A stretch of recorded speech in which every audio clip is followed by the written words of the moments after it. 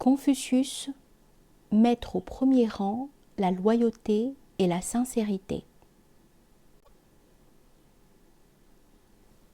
Selon la tradition, Confucius est né vers 551 avant Jésus-Christ dans l'état de Lu, aujourd'hui Shandong. Il s'appelait Kongzi et prit plus tard le titre de Kongfuzi ou Maître Kong. On ne sait pas grand-chose de sa vie, sinon qu'il était issu d'une famille très modeste et que, jeune homme, il dut travailler comme serviteur pour subvenir aux besoins des siens. Il réussit toutefois à étudier et devint administrateur à la cour de Lu. Mais ne pouvant infléchir les lois, sa préoccupation majeure est de faire régner l'ordre dans l'État, il se consacra à l'enseignement, une activité qui le conduisit à voyager dans tout l'Empire. Au soir de sa vie, il revint à Lu, où il s'éteignit vers 479. Son enseignement et ses idées recueillies par ses disciples ont influencé toute la civilisation de la Chine jusqu'à nos jours. La période qui s'étend des 570 à 220 avant Jésus-Christ fut en Chine une période de grand développement culturel. C'est à cette époque qu'ont éclos les divers mouvements philosophiques que l'on appelle aujourd'hui les 100 écoles de pensée. Le déclin du pouvoir de la dynastie Zhou au milieu du 5e siècle avant Jésus-Christ marqua le passage de la relative stabilité de la période des printemps et des automnes aux troubles de la période des royaumes combattants. C'est à cette époque que naquit Kongfuzi, le maître Kong, que nous appelons Confucius. Comme d'autres philosophes de son temps, Thalès, Pythagore ou Héraclite en Grèce, Confucius était à la recherche de repères dans un monde en bouleversement.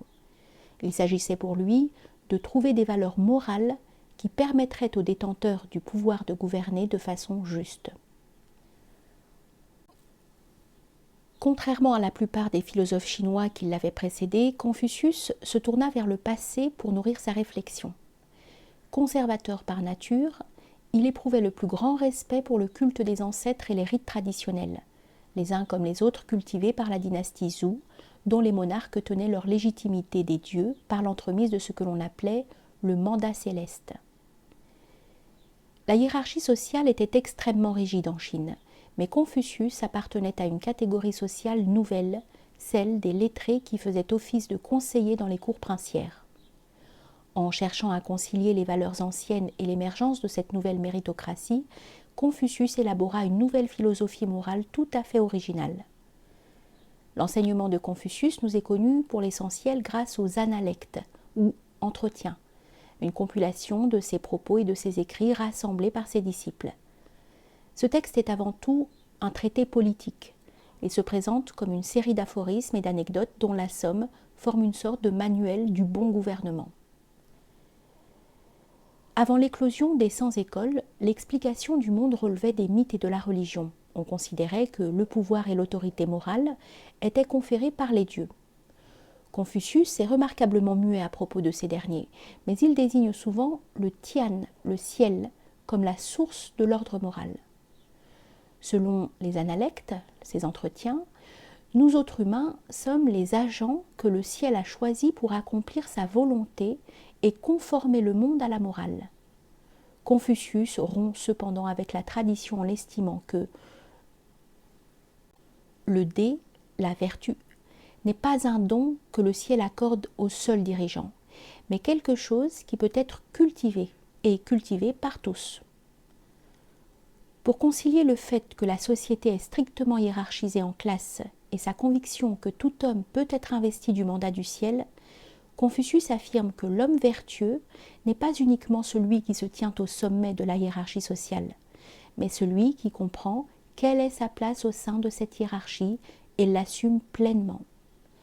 Pour définir les divers moyens d'agir en conformité avec le dé, il se tourne vers les valeurs chinoises traditionnelles, qui est la loyauté, la piété filiale, l'observation des rites et la réciprocité. Pour Confucius, celui qui se conforme à ces valeurs avec sincérité est un junzi, un homme supérieur, c'est-à-dire vertueux, instruit et ayant de bonnes manières.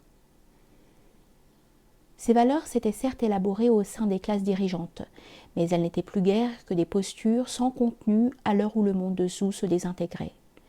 Confucius exhortait les classes dirigeantes à renouer avec ses idéaux afin de restaurer un gouvernement juste, mais il croyait aussi au pouvoir de la bienveillance. Le même principe, estimait-il, devait régir les rapports entre les individus. Dans son analyse des rapports interpersonnels, Confucius fait du zong, la loyauté, le principe cardinal. Il commence par souligner l'importance de la loyauté d'un ministre envers son souverain, puis il montre qu'une relation similaire unit le fils à son père, l'épouse à son mari, le frère cadet au frère aîné, l'ami à l'ami. L'ordre d'énonciation est significatif. La loyauté politique vient en premier, suivie par les loyautés familiales et claniques, qui elles-mêmes prennent le pas sur la loyauté envers les amis et les étrangers. Pour Confucius, cette hiérarchie reflète le fait que chacun doit savoir où il se situe, dans la société prise dans son ensemble, tout comme dans sa famille et dans son clan. Cette notion de connaître sa place est également une dimension essentielle dans le xiao, la piété filiale, qui pour Confucius va bien au-delà du respect dû aux parents et aux aînés. En fait, c'est à propos du xiao que les analectes s'approchent le plus de la question religieuse, car la piété filiale est étroitement associée aux pratiques traditionnelles du culte des ancêtres. Et surtout, le jiao renforce la relation de l'inférieur au supérieur, qui occupe une place centrale dans la pensée confucéenne. C'est dans son insistance sur le li, l'observance des rites, que Confucius se montre le plus conservateur. Le li ne concerne pas seulement les rituels comme ceux du culte des ancêtres. Il porte sur toutes les convenances sociales à respecter dans chaque aspect de la vie. Cérémoniel des mariages et des funérailles, protocole à observer lorsqu'on reçoit un hôte, lorsqu'on offre un cadeau, jusqu'au simple geste de politesse de la vie quotidienne. Le li constitue, selon Confucius, la manifestation extérieure de la vertu intérieure, mais à la condition que cette observance soit pratiquée avec sincérité, qu'il considère comme la voie menant au ciel. S'il est loyal envers les autres et sincère avec lui-même, l'homme supérieur peut transformer la société. Pour Confucius, en effet, la société peut être transformée par l'exemple.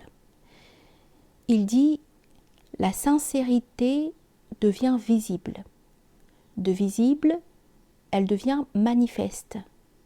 De manifeste, elle devient éclatante.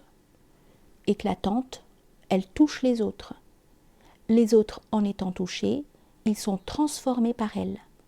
Seul celui qui possède la sincérité la plus totale qui puisse exister sous le ciel peut transformer la société. » Le concept de zong, la loyauté, englobe la notion de la considération que l'on doit porter aux autres. Confucius estime que l'on peut apprendre à devenir un homme supérieur en commençant par admettre ses ignorances, puis en observant les autres hommes. S'ils montrent de la vertu, il faut essayer de les égaler. S'ils se révèlent inférieurs, il faut se faire leur guide. Cette notion du zong comme considération d'autrui est aussi liée à la dernière des valeurs confucéennes, le shu, la réciprocité, qui doit gouverner nos actes envers nos semblables. Dans le confucianisme, la fameuse règle d'or « fais à autrui ce que tu aimerais qu'on te fasse » s'énonce de façon négative. Ne fais pas aux autres ce que tu ne veux pas qu'on te fasse. La différence est subtile, mais cruciale. Confucius ne prescrit pas ce qu'il faut faire, mais uniquement ce qu'il ne faut pas faire, ce qui implique la modestie et l'humilité, des valeurs traditionnellement tenues en haute estime dans la société chinoise. Ces valeurs, pour Confucius, expriment notre vraie nature. Cultiver ces valeurs est une forme de loyauté envers soi-même, une autre forme de sincérité. N'étant pas parvenu à convaincre les puissants de son temps, Confucius se tourna vers l'enseignement. Ses disciples, dont Mencius, Mengzi, continuèrent à rassembler ses écrits et à les répandre, leur permettant de survivre à la répression de la dynastie et de nourrir un renouveau du confucianisme sous la dynastie des Han, au début de l'ère chrétienne. Depuis lors, la pensée de Confucius a exercé une influence profonde, en imprimant sa marque sur pratiquement tous les aspects de la société chinoise, de l'administration à la politique et la philosophie.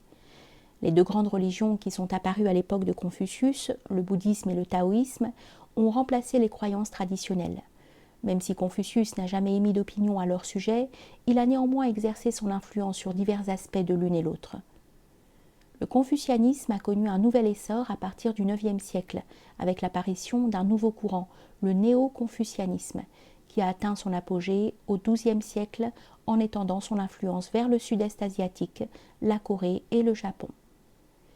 Malgré la chute du régime impérial en 1911, les idées confucéennes sont restées le fondement de bon nombre de conventions sociales et morales chinoises, quand bien même elles étaient dénoncées par les autorités. Ces dernières années, la République populaire de Chine a montré un regain d'intérêt pour Confucius en intégrant ses idées à la pensée chinoise moderne et à la philosophie occidentale, pour créer une philosophie hybride baptisée Nouveau Confucianisme.